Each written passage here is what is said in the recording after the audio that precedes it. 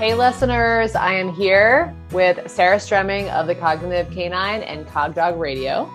And we are bringing you another Connection Summit inspired topic to the podcast today. So Sarah, tell our listeners what we're going to be talking about. Yeah, and I'm here with Marissa Martino of Pause and Reward and the Pause and Reward podcast. And we are talking about essentially the difference between tackling symptoms and actually kind of getting at real healing, or I'm just going to say true behavior change. Certainly we could talk about this as it relates to medicine. And I actually think, Marissa, that our first conversation about this was relating to medicine. And of course it segued into our careers with dogs, as everything does. And we just, you and I both are the kind of person that is not satisfied with throwing a pill at something. And let me be quite clear. I'm pro medication. Same. That's not what I mean. I'm pro medication. I don't think it's a last resort for anything. I think it should be a first line of defense in a lot of cases. If we're talking about behavior in dogs and people. I think, everybody should take whatever medication is decided upon with their medical team for whatever issue they're facing. So that's certainly not what we mean. But as Marissa was telling me, as you were telling me before we got on the call, you had a client the other day that was just like rattling off symptoms, basically, just like started to just rattle off a bullet list of like, and I need you to fix this and this and this and this and this. And it's so easy for us to slip into that way of thinking, to slip into, yes, and I can. And here is your quick fix, your pill for this and this and this and this, right? But it's not really what either of us want to do. It's not how either of us actually want to operate. So first of all, I think that with our clients, we are facing a cultural problem that we're kind of socialized into thinking that masking symptoms is what getting better looks like. That's certainly been my experience of Western medicine. And I say that with so much respect because Western medicine literally saved my life. So I am all about cutting the thing out, throwing the drug at whatever it is. Yeah. But I also, when I look at my dogs, I think about, now I'm not really talking about medication and I'm not talking about medicine. I am talking about behavior change protocols and procedures that look like symptom masking to me rather than the dog truly getting better. Does that make sense? Yeah. Yeah. And I think, when I think about, we don't want listeners to think that like throwing a management strategy is not the right thing to do, right? I think it depends on the urgency for the client.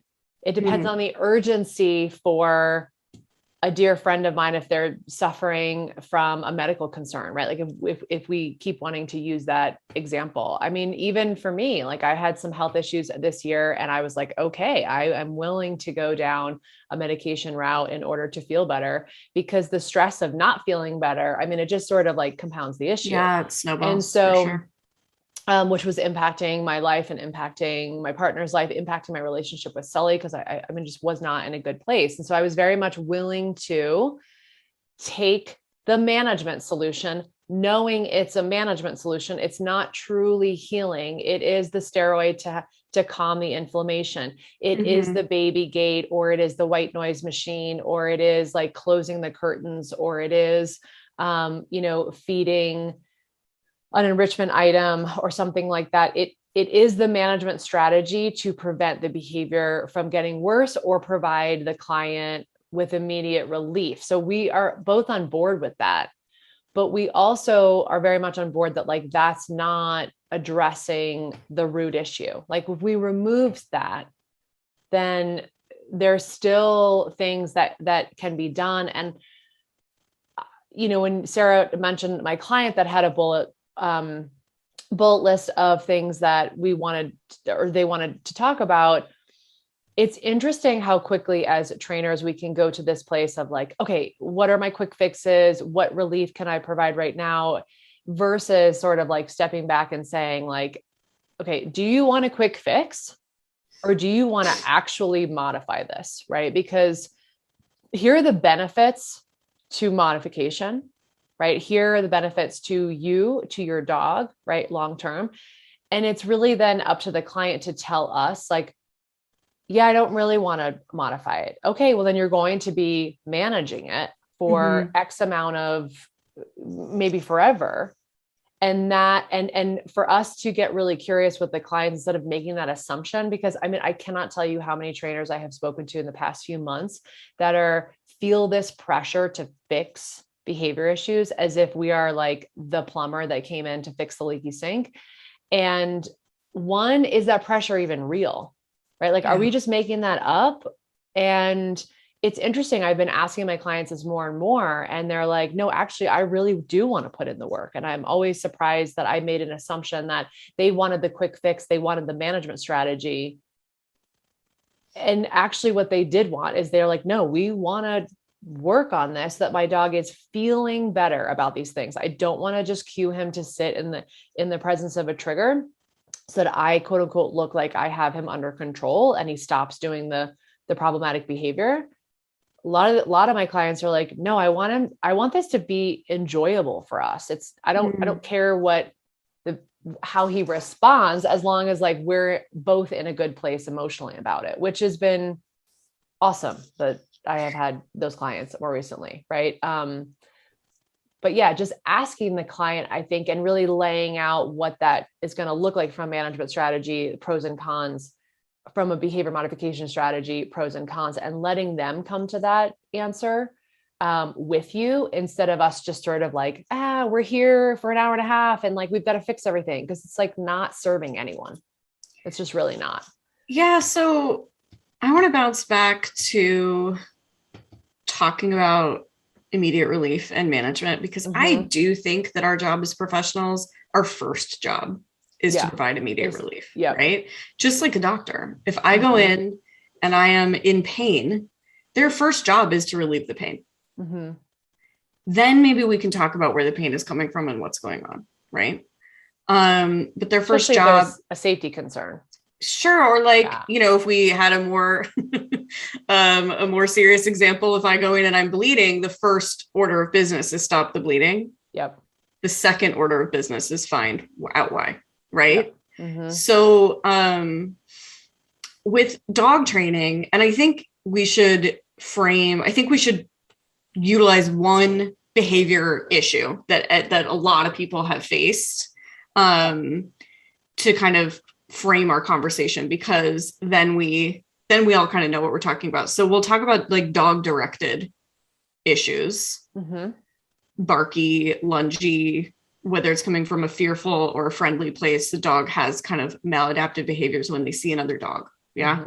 So this is something that basically, if you have dogs, you'll experience this at some point with one of your dogs. Yeah. I don't know that many people who haven't experienced it. And I talk a lot on my podcast about the fact that our society creates it. Like every time you walk out that door, the world wants to make your dog a reactive shit show. That's what the world is trying to do. So I would love, it's almost like I want people to take defensive driving, but like defensive dog handling, like defensive puppy raising, like learn how to help them not become that. Well, and it's funny because there is a doodle in my neighborhood that she's probably 14 months old. She sits on her balcony and watches all the dogs, doesn't make a peep. And I keep telling these owners, like, who's that doodle's you breeder? Don't understand. Where's that doodle from?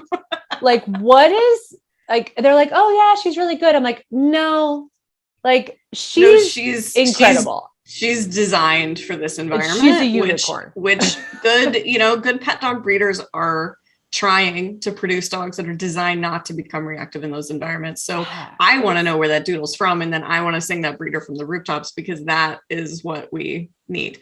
Yeah. But it is unusual. That's what people don't understand, is that is a unicorn. That is a standout type of dog. A more normal type of dog is going to bark at every single dog that walks by. And so if we're talking about that, our first job is that relief. So our first job is to talk to the owner about where they can walk the dog, where they're not going to experience this issue. And maybe if they've got a backyard, maybe we don't walk the dog for a little bit. Maybe we offer enrichment in other ways.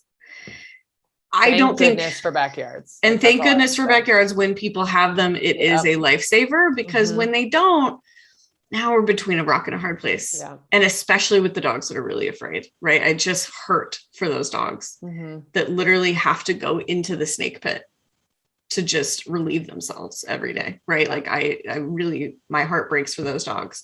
And that's where meds for sure, right? Let's get our veterinary behavior team in here. But our first order of business is offering relief. And to me, though, I don't even think of that as the pill. I think of that as just, and now you're not going to be in that situation anymore. Like we're just removing you from context entirely. If we remove those antecedents, then that behavior doesn't exist anymore, right? Yeah. I think that's a really important first part of what we do. Then I think, though, and this is what I think is unfortunate, and this is what I think we need to talk about today.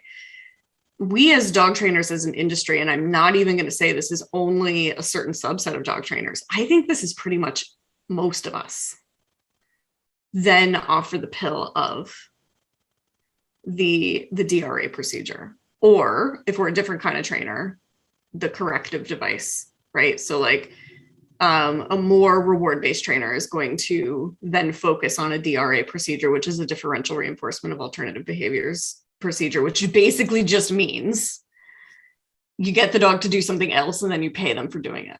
Yeah. Right. So it's basically, if I want to bark lunge, and I'm going to teach you to sit and look at me instead, or look at that instead. Right. Like I'm teaching you to do something else instead, and I'm probably rewarding you with food.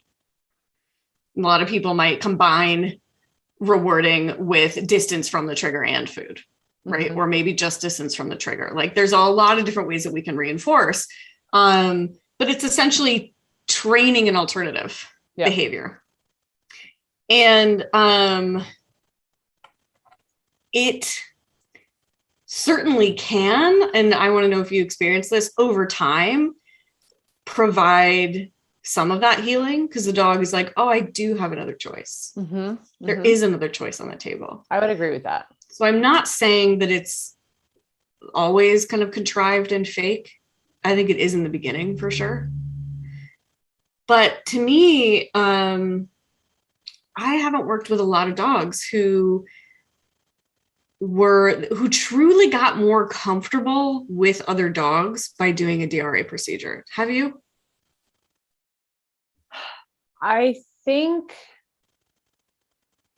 we have done, in my experience, and I just called you yesterday about my client that I saw on the street walking with another dog. Yes, and literally popped a U-turn and like pulled over and scared them. But because I was so excited to see my client walking with another person. I can just picture this, and I'm laughing so hard. Yeah, it was quite incredible.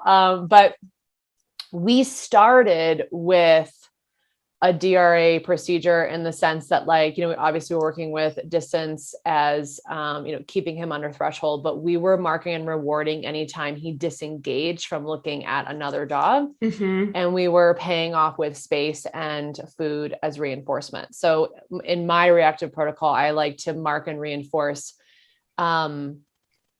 the disengagement of right. So I'm not actually telling the dog to look at anything. If the dog does choose to look at anything, you are shaping the behavior of disengage from the trigger. Oh, there's the trigger and I don't really care. I'm going to like look away or sniff the ground or check in with you. Like, I don't care what it is. It's just disengagement from. So I'm marking and reinforcing that. And yes, I'm shaping that. And, we had to do that in order for his behavior on leash in those conditions to get us to a place where he was less stressed about other dogs, so that we then could do what you call remedial socialization, where we are getting the dogs, like, his behavior on leash felt less conflicted, meaning he wasn't barking or staring or even lunging at other dogs. He was able to sort of see them and not really care. And we were able to close that distance time and time again. And then now, like I said, he's playing with other dogs, and he is was walking with a novel dog. Yeah. So I think there's a couple of really important things that are reasons for your success, because I think this dog is really healing. I don't think that we're throwing a pill at this dog at all. Mm-hmm. Which is why you had to flip a U-turn and celebrate with them. Yeah. We had talked about medication because it was really hard for them to exist where they live in Boulder in the beginning, and they opted out, and he just did the work. So yeah. And he had a backyard. So there's that, but go ahead. Right. And I think that, if he didn't have a backyard, like we probably would have had a different conversation. Mm-hmm. But I think, shaping those alternative responses, like shaping the disengagement, feels a little different to me than cueing a contrived behavior that doesn't make sense to the dog in that moment. Right? Cueing sit, cueing eye contact. I think we all learned, or at least the first kind of reactivity protocol that I ever learned, which I think is probably true for us, like industry wide, was Patricia McConnell's Feisty Fido protocol. And Feisty Fido is training the dog to offer eye contact instead of barking and lunging. And I think what important work she did. Oh my gosh. Yes. I mean, do not misunderstand me. I'm not trash talking Dr. Patricia freaking McConnell. Okay. She is like one of my heroes. But I think that the behavior of eye contact versus simply shaping, you were actually doing more of a DRO. So like just actually selecting the other behaviors that were already at play. Right.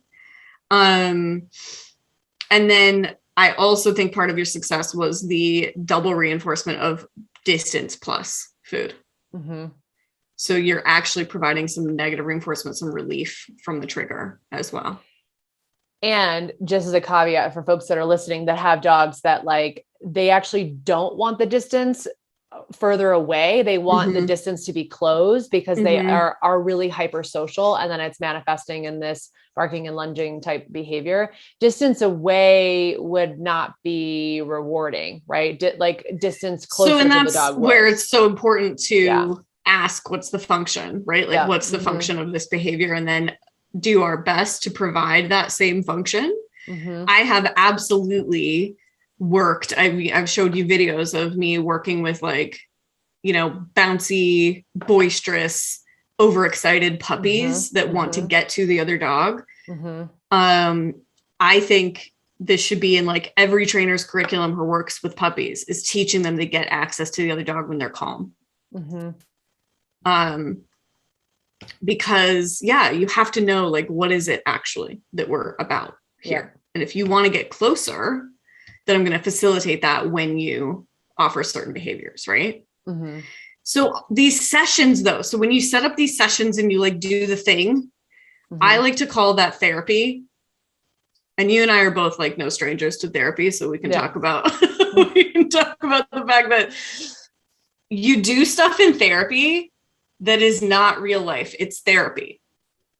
So that hopefully in real life, you can draw upon that knowledge, right? So that hopefully when you want to be a raging whatever to your partner, because they did whatever thing. Whatever behavior pattern they do. Whatever behavior pattern that is problematic for you, but not for them. you can hopefully draw from, you can go, okay, in therapy, I learned to say this statement instead of the statement that I want to say. Right. And so like, if the therapy is working, then you check yourself and you say the I feel statement instead of the you are instead of the you are statement. So with dogs, we are trying to help them use the I feel statement by putting them through this therapy. Mm-hmm. Right.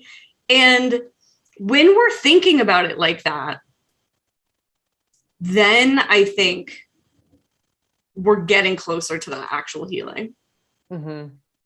But it requires a few things. It requires, I think, selecting the behaviors that are already happening in flow, that are already good, and building upon those behaviors rather than manipulating them constantly into another behavior pattern. Mm-hmm.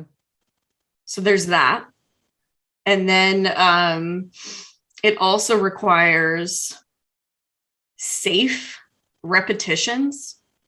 So like, that's what therapy is for, is that your partner is, maybe they are there or maybe they're not, but like there's a facilitator and this is not real life. Yeah. We're setting up the conditions. We're arranging our antecedents so that everybody's going to be successful here. So it requires that. And then it requires respecting that function. Right. Mm-hmm. Mm-hmm. And then it really requires these moments that I want a name for these moments, where you let them choose. You aren't sure that they're going to make the right choice. But rather than intervening immediately and making their choices for them, you have these moments. They're like baby bird jumping from the nest moments. It's like you're giving them plenty of opportunities to make that right choice. Yes.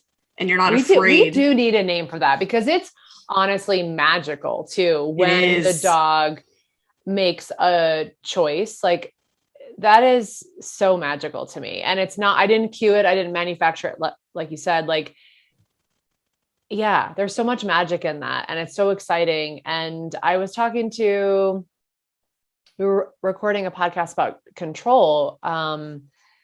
And we were talking about like how like when I say to my clients or I say to the dog, oh, what a great choice. My clients are always like, choice. Like there's like this sort of magic about them hearing that at the first time, because they're not used to looking for that, or they're not conditioned to look for that. And so I'm like, oh, wow, what a great choice. And they're like, oh yeah, my dog is making good choices. And so just that language is so magical to me. It is. And it feels like, it feels like you've taken the training wheels off and you're like still holding on to the back of the bike.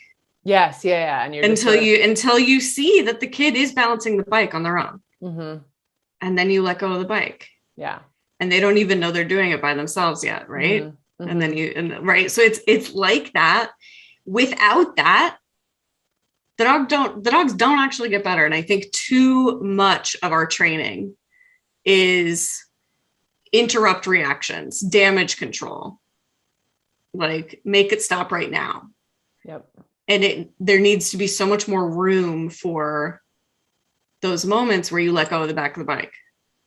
Yeah. And you know, what's so funny that last night after I came home, I saw that dog.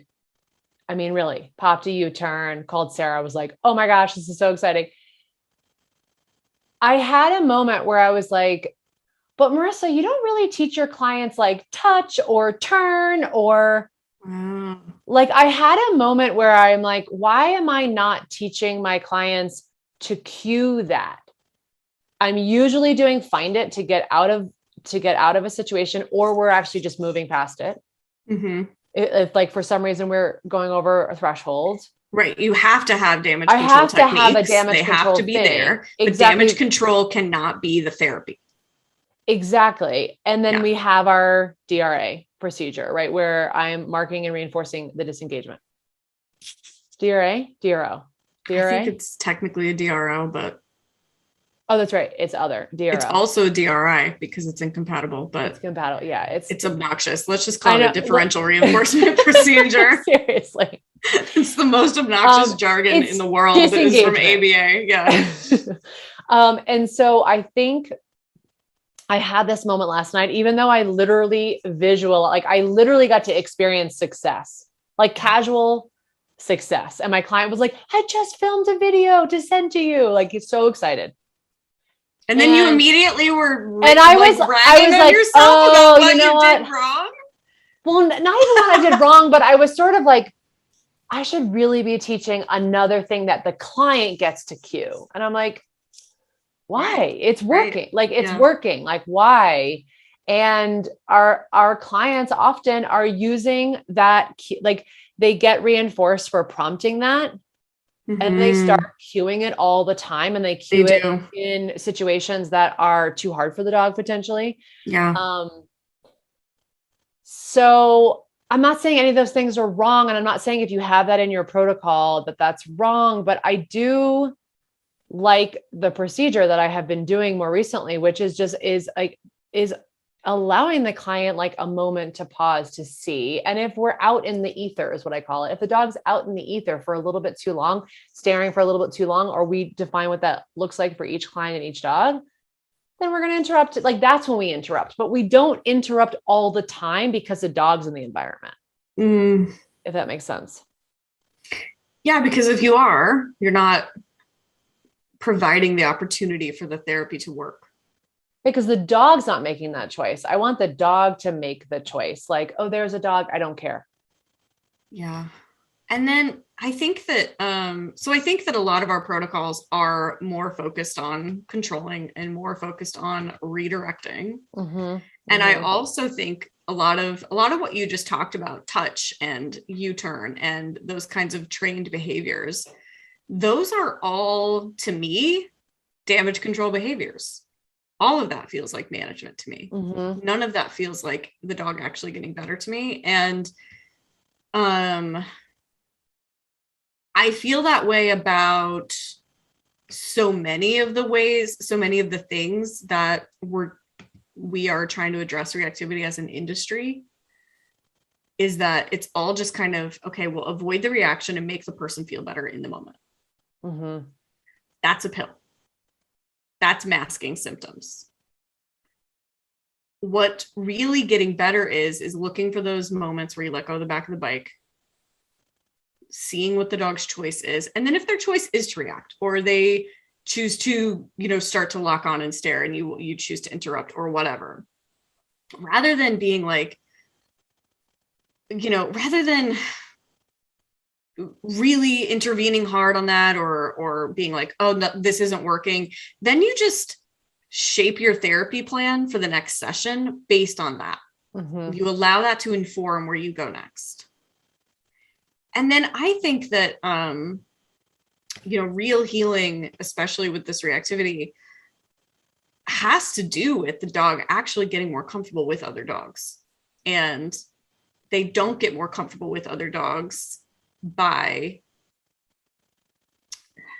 always ignoring them or always disengaging from them, because true comfort and kind of normal behavior is the dogs can interact with other dogs and then kind of move on. Like, they don't have to be best friends, but if this other dog, approaches them in a neutral to friendly manner, what is normal is for them to also be neutral to friendly and then move on.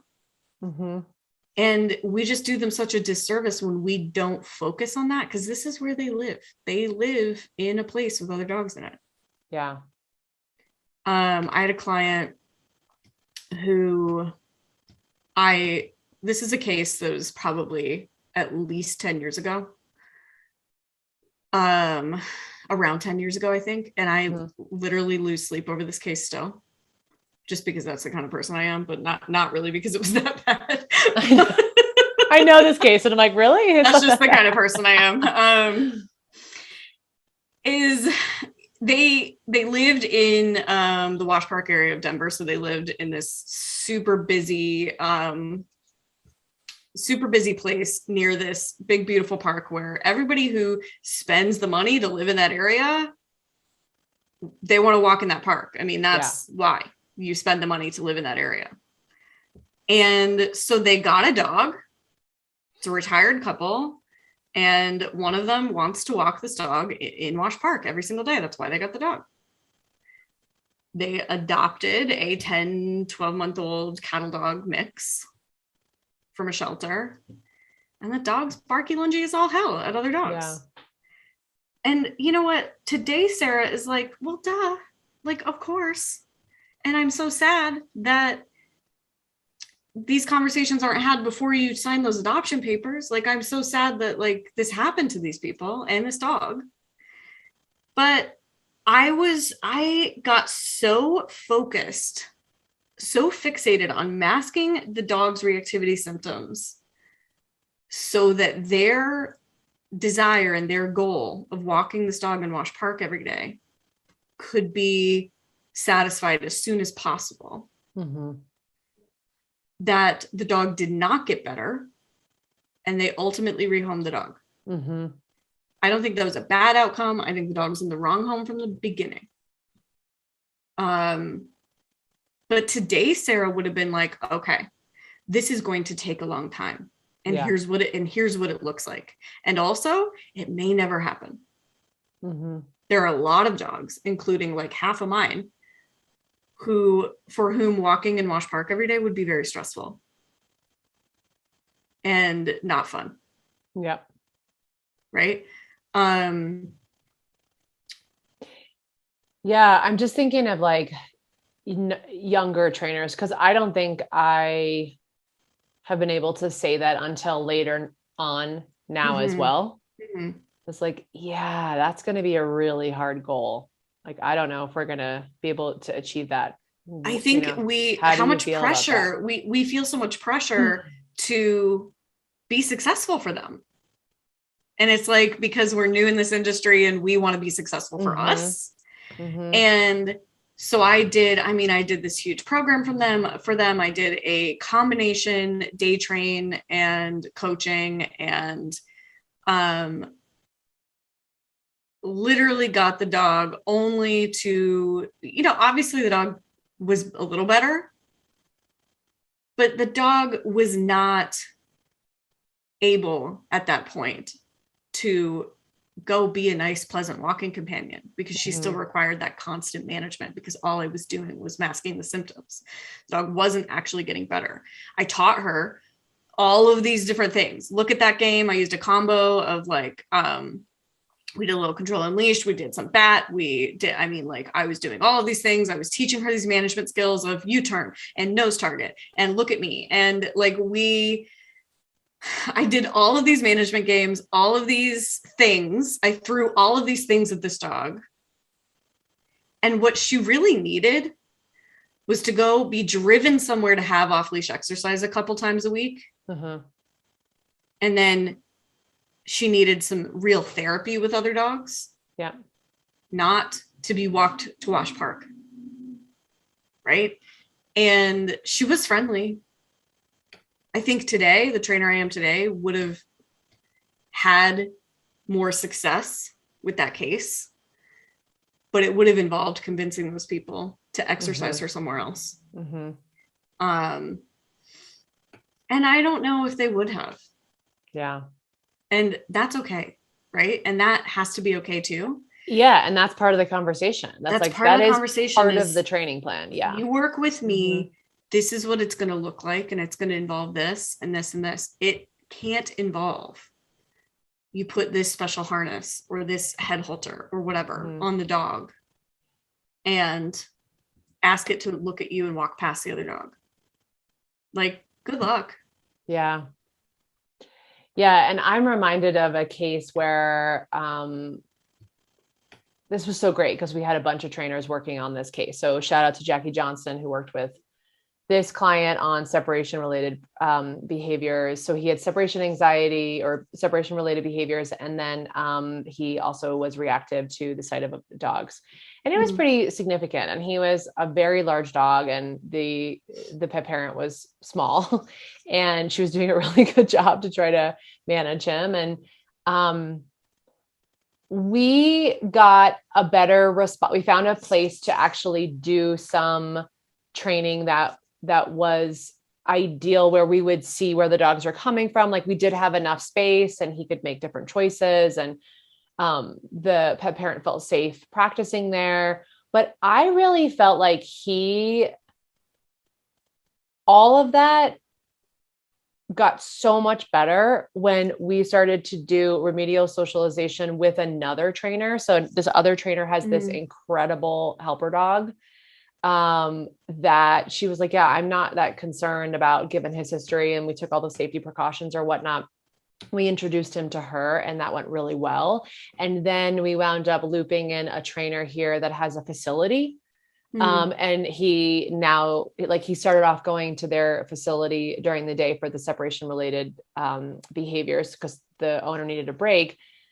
And then he started like slowly making friends there. And I feel like his reactivity is so much better. It like, we sort of got past a hump because we were able to integrate dogs back into his life, and like the joy for both him and the pet parent. Right. So that it wasn't just like, okay, we now just have to walk this pitty away from all other dogs always. Yeah. Right. Like and it was, really did take a village. Like, there was 4 different businesses working together to support this dog. So I do want to like point that out for, trainers that might be listening, is that like Sully is not a helper dog. And I have mixed feelings about helper dogs too, because I want to make sure that like their emotional health is first and foremost. Right. But yeah, I needed to reach out. I mean, I've worked with the Humane Society. We have used shelter dogs when those dogs are have a really good history, and we've opted out of doing intros because shelter dogs did not want to. Like, we're always taking into consideration both dogs' emotional health when we're doing this, but being able to connect with other people in your area, I think, is critical if you're wanting to maneuver towards getting that dog actually in contact with another dog to see whether or not that's the right thing for them. Yeah. And I think the reason that's so important to talk about is because I think probably trainers are listening to this and they're going, okay, great. All I have access to is damage control. Yep.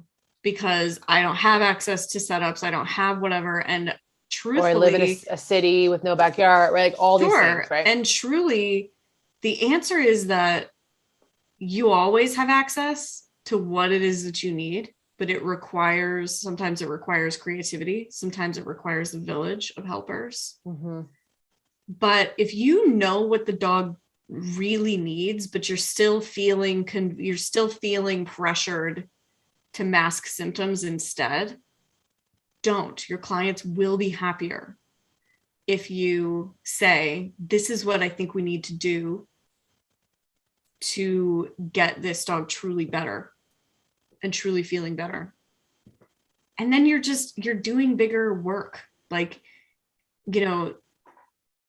so many people consider a reactivity case like done, resolved, if the person can successfully redirect the dog. Yeah. And I think that that's a dangerous way of thinking for us, because now we've got a person who still has to redirect every single time that happens. And that's not sustainable. Yeah. For most people, that's not sustainable. They just stop walking the dog. They just they stop bringing the treats, or they bring out bigger guns. They get a different trainer who puts different equipment on the dog, and rather than redirecting, they're correcting. Yeah. Right. And good trainers who, and I talk about this all the time, I don't think that there's like, I don't think the divide in dog training is balanced and force-free. Like, I don't think that's the two sides. I think the two sides are the people who are doing a damn good job and people who just are not. Mm-hmm. And a lot of the people doing a damn good job are mixed method trainers. And I'm fine with it. It's not, I haven't used a prong collar in 12 years. Not because I think that they're evil and should all be like melted into a statue of a dog. I don't know. What? But just because I haven't needed one in 12 years. Mm-hmm. And I think that has to do with personal growth and skill, right? But basically, if you're coming from a place of let's get this dog truly comfortable, truly relaxed, truly okay with its environment, then you are going to be coming at it from a functional place where you are utilizing that functional reinforcer wherever possible. And from a place of empowering this person to let go of the back of the bike. And those are just, that's true for all behavior problems, I think. Mm-hmm. And I also think it's not a cop-out to just manage for the rest of your life if management is sustainable. Like putting locks on cabinets so that your dog that opens cabinets and eats everything, Iggy, can't do that. That's management. That's not training. Yeah. And like no shame in management, as long as we understand its limitations, like what I was trying to say in the beginning of the podcast, right? There are limitations to it. And I think, thank you for using the word sustainable, because I just recently received an email from my client and she's like, okay, all these things that we have been doing are working. And some of these things need to stay. And I'm like, is that sustainable? Like I'm talking about like for the next 2 years that you're giving this dog morning exercise or morning enrichment. Right. And we'll see. Right. Because I think people are like, okay, great. Wow. We got immediate relief. And then it like, you experience a better way of being with your dog. And then the actual cause of why that is better, like the management strategy, the enrichment, the exercise, it then falls by the wayside because it's not that big of a problem anymore. You're like, we can go a few days without it. And then we're back to square one. Right. So knowing what needs to stay forever and what needs to, and you could be wrong about that, but like setting the client up to know, hey, this might be a thing where, I'm thinking about my inter-household aggression cases. Like we might never have these dogs in the same room together. And I have one client that like, that's the case and they've opted into that life. Right. So yeah. And I think that's true for people. Like I keep coming back to when I'm thinking more and more, sorry, I just like started 3 sentences and couldn't finish a single one of them, but here's what I really want to say. More and more when I think of behavior modification, I think of evidence-based therapies for humans in the field of psychology. And the reason I think that way is my own experiences with mental health, but also because truly the human mental health field is more advanced, has a lot more money in the research bank, we just have more information in that regard. And we're all still like a mess. Well, here in the good old US of A, we can't actually have access to those amazing things. So that's very true. Very true. So that's probably part of it. But just when I look at like all of these evidence-based therapies for a person with like one thing. Okay, so like PTSD, there's a lot of different evidence-based therapies for PTSD. When I look at like dog-directed reactivity, we don't have like, well, here's all of these evidence-based therapies. We don't. What we have is we have procedures. We have procedures that we're trying to use, that we're trying to make work for us as best as we can, right? So when I look at like one of the evidence-based therapies that I've personally undergone that was a big fat failure for me is CBT, cognitive behavioral therapy. Uh-huh. And when I was undergoing it and it was not working for me, and I also hated it and felt very resistant to it and felt straight up gaslit by it, to be honest, I thought I was broken because this is an evidence-based therapy. Oh, interesting.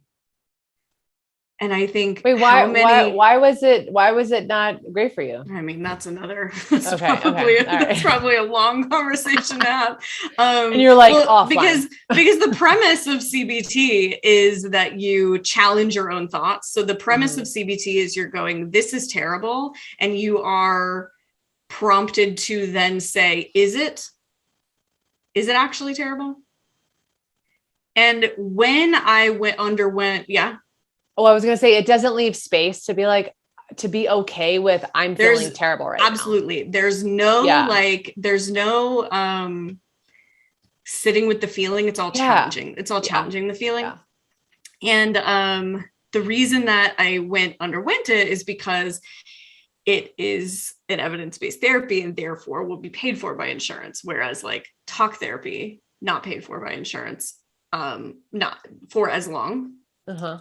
And also, I mean, none of it was actually paid for. Like it was still a huge copay every single time, but whatever. That's just kind of where I was sent. Yeah. Via the insurance, whatever. Uh-huh. And I was sent there because I was experiencing a very serious, the worst clinical depression of my adult life, which was 100% due to an actual circumstance I was truly in. Uh-huh. So if you're asking me to challenge, is this terrible? Yeah, it actually effing is terrible. Yeah. So that's just where I'm going to continue to sit, right? So it's kind of like dog sees another dog. Dog is terrified of the other dog. And you're going, honey, sit and look at me. And the dog is like, are you kidding me? That guy's going to kill us. Yeah. Right? The sitting behavior like kills me. It kills me every time. or whatever, like fill in the blank, honestly contrived redirection behavior that is not natural for the dog. Yeah. And so what I guess I'm going on this like long tangent about evidence-based therapies to say that like, not just because something is kind of a protocol and a procedure that somebody says works for them does not mean you're going to carry it out right, does not mean it's right for this situation, does not mean that it's right for this client, this dog, whatever. I wasn't broken. CBT was the wrong choice for me. And CBT is the right choice for a lot of other people. Yeah. For instance, as well as like the Feisty Fido procedure was and is so widespread because of the relief that it offered enough dogs and people, right? Yeah. And so I think none of it is inherently kind of wrong or bad, but we always should have our eye on the prize, and the prize should be that the dog is actually comfortable and you don't have to constantly intervene on them. Yeah. Right? Because number one, people can't do that forever. No. But also number two, because it's not fair to this dog to live in this life where it's constantly being intervened upon, because managing another species' behavior, altering it, manipulating it is inherently invasive, even if you're doing it nicely. Yep. And it's exhausting too. Like it's exhausting for our clients. Like it's exhausting for the dogs. It's exhausting for us really to be doing that. It's interesting. I had somebody that is not a trainer look at my packages and say, 5 sessions. Have you really ever like supported a client in 5 sessions? She's like, I feel like this is like false advertising. And I was like, amazing point. Like you're absolutely right. Like and I still have those packages, and I say to my clients, we can start here. And I had a puppy client yesterday that was like, okay, so this is the beginning of a long relationship. And I'm like, oh, okay, great. Like I loved that he had that perspective going in. But I thought that was really interesting. Like if you're called as a private trainer or if you are calling a private trainer because you're like, yeah, none of the classes seem to none of the classes seem to like cover what I'm experiencing. And like, this has been going on for quite some time. And, we've got a laundry list of things like to expect this to be modified in a few sessions is not helpful for anyone. There's so much that goes into this. So whether you're a trainer listening or a client listening right now, right, that like, there's a lot that if you want to arrive to the place, like Sarah is saying, of like true healing, and you want to get to the root issue, and we want to give your dog skills to engage and choose these behaviors on their own instead of you interrupting all the time, like this is going to take a while and it's worth it. Like I cannot tell you to see my client yesterday. Like I'm so happy I saw him right before this podcast, because we started working together in like, we're probably coming up on a year, but we stopped working together a few months ago. And so he's just walking down the street casually. I don't even think he had his treat bag on. And like, and he would wear his treat pouch all the time. I was like super, super proud of him, but he's just walking down the street with another dog and another dude. Like it's worth it. Right. Especially because this dog's life, he's probably like 4. So now we're going on like many, many years where he could potentially have dog friends instead of just like avoid. Yeah. So yeah. I mean, it's I look definitely at worth it. Iggy's life. Like I used to hike with her and just be terrified to run into another dog because she would just go crazy, barking and lunging and freaking out. And it was truly from a place of extreme fear. And I just used to dread, like I had so much anxiety on walks with her that somebody's Labrador would come bumbling over to say hello, and she would be petrified. And I mean, big displays and really all the teeth bared and like spit flying. And I mean, like it was bad. And I did everything. I actually learned all of these protocols to try to help her.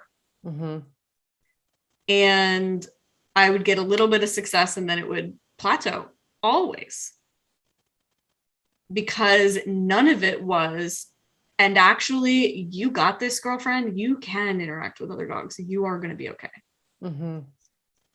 So, she eventually, now her life is so much better than it would have been if she hadn't undergone some remedial socialization and learned that she's actually going to be okay. She can actually interact with other dogs fine. And we'll still see another dog sometimes, and she'll look at me with that look of like fear a little bit. And she'll be like, is this okay? Are you sure? And what's beautiful is I can now tell her, yes, it's okay. That dog's going to be fine.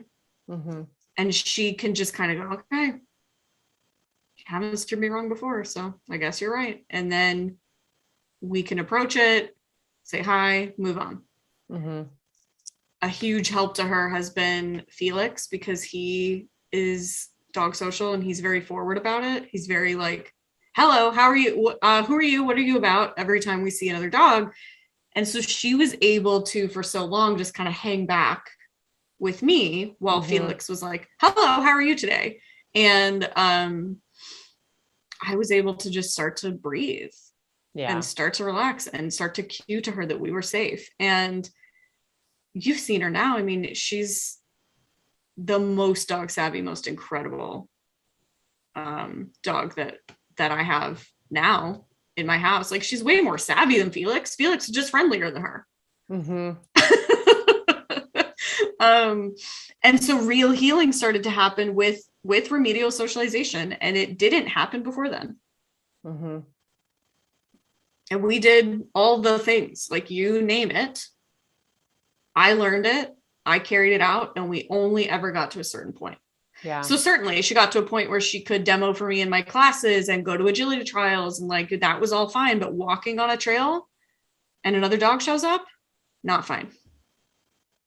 And I needed that to be fine for our lives together to be good.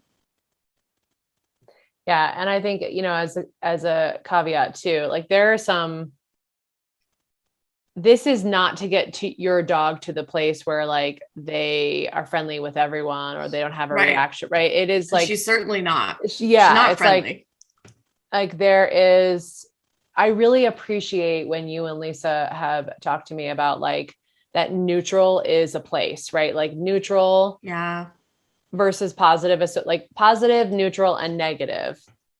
Right. Yeah. A lot of times we got to get to neutral first before we even get to like, I want to play with a bunch of other dogs. Right. So, I think that that's really important to be talking about with our clients as well, is that like, if we have a negative association, let's just get this dog to neutral. And going back to my client about yesterday, I have this great video where he is just watching the shelter dog come into the yard and like disengaging. I'm marking and reinforcing. He's laying down, he's watching, and then he gets up and he goes towards the exit.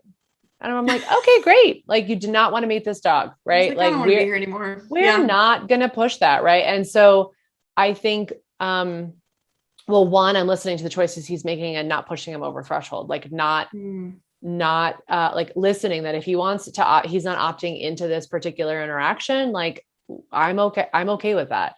The other dog had a lot of boisterous energy for him. And it was like, he basically said no. And I'm like, no problem. We don't need you to meet him right now. But it is normal for dogs not to want to be playful or friends with everyone that they meet. So if neutral is okay, like if you get neutral is what I want to say, like that's okay. Like that's definitely okay. And it's like beyond okay. It's like the ideal actually. Mm-hmm.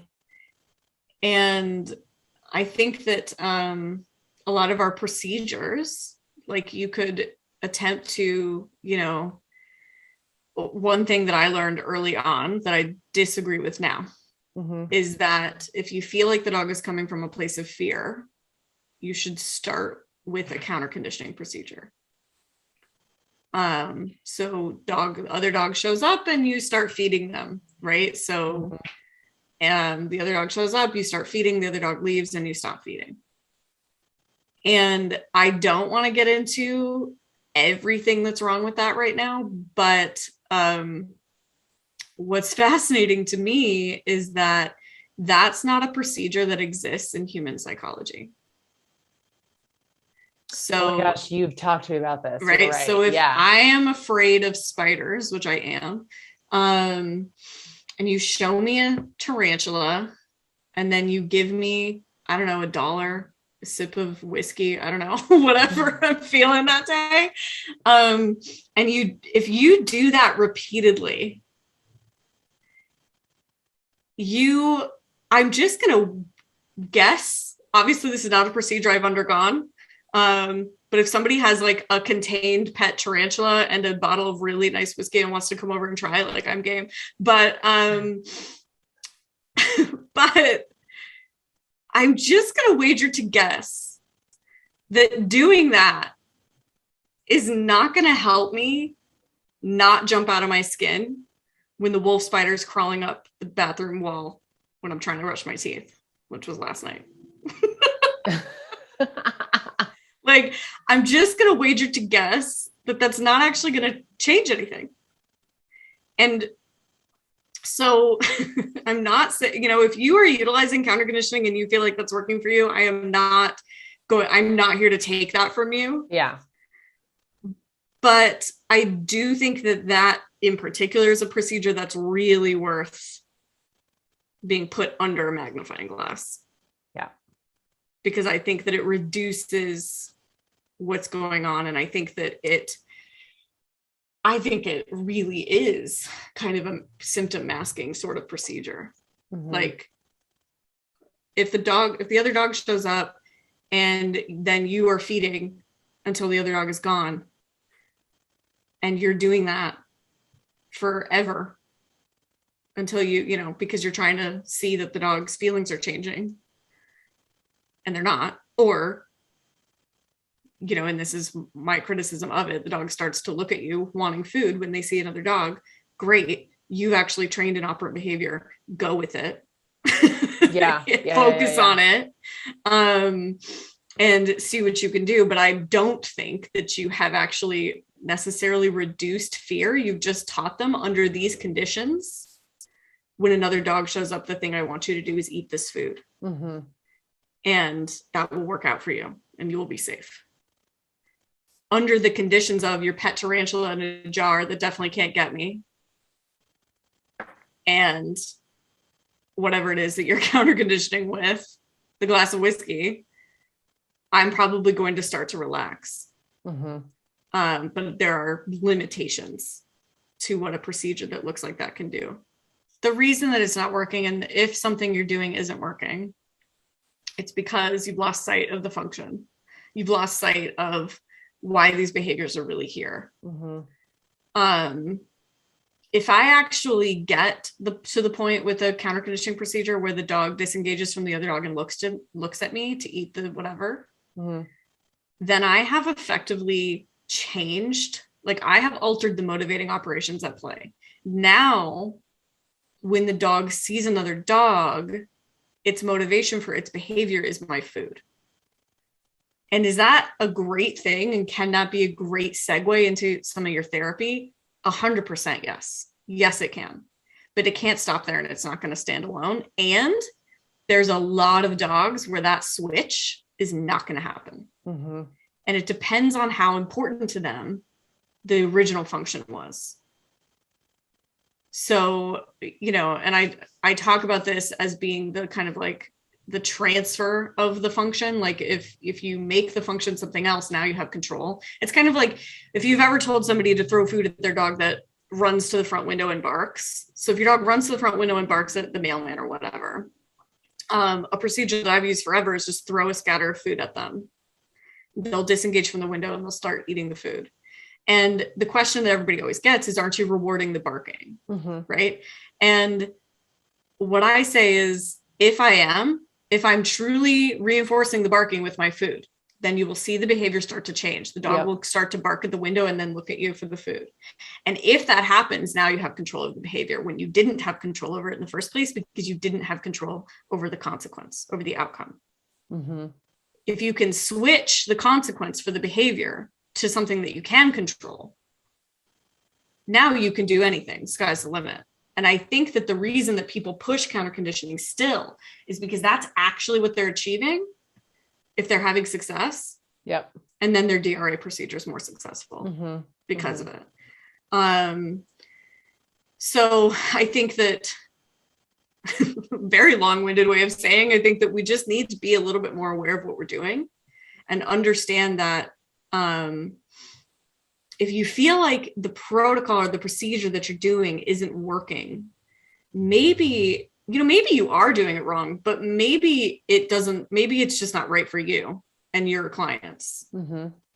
Or maybe if you're listening to this and you are the client and you've been trying to do a thing with a trainer for a long time and you don't like the results and you're not feeling like it's getting better, you should approach them about it.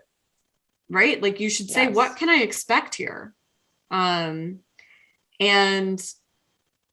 because we as trainers show up and start to symptom mask to try to honestly keep our clients happy and feel like we're having some level of success right away, because real healing takes a long time.